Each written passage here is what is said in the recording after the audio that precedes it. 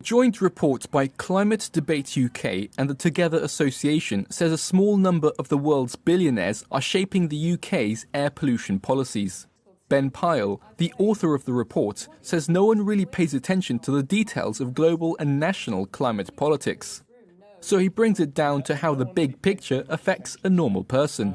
The banning of cars through this kind of idea of a crisis of air pollution enables us to take a much.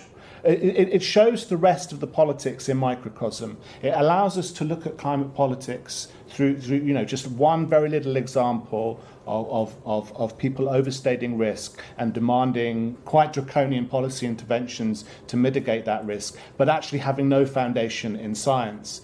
Schemes like so-called 15-minute cities and low-traffic neighbourhoods, or LTNs, are presented as ways to reduce pollution. They place bollards and time restrictions on roads to limit traffic within that area. But critics say LTNs drive traffic to other locations, like main roads, creating more congestion and not achieving their stated aim. Some people also see these schemes as making it awkward for people to continue using and owning cars. One of the organisations behind this push, highlighted in Pyle's report, is the C40 Cities group, made up of cities around the world.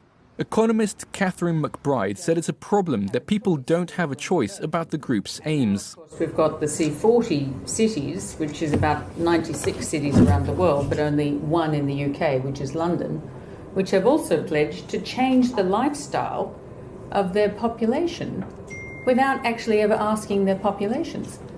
On the C40 Cities website, they write, "Shifting private vehicles to electric is of course critically important, but at least as much attention needs to be devoted to halving the total number of cars."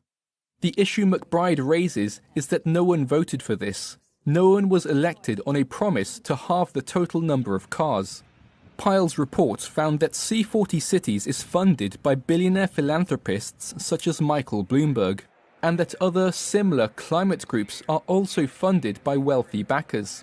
Alan Miller of the Together Association said this is a concern for democratic accountability. There's a democratic deficit that a few wealthy, enormously wealthy billionaires are underwriting academic research, preventing actually other types of publishing coming out, funding so-called grassroots activists that are actually heavily funded.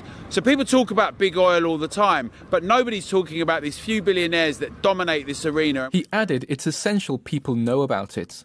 Pyle expressed that there are double standards when it comes to climate targets and climate promises. When the government policies fail to meet net zero targets one way or another, there are judicial reviews. When there aren't green jobs, nobody brings a judicial review against the government to say where are the green jobs. When there isn't green growth, nobody takes the government to court to demand green growth.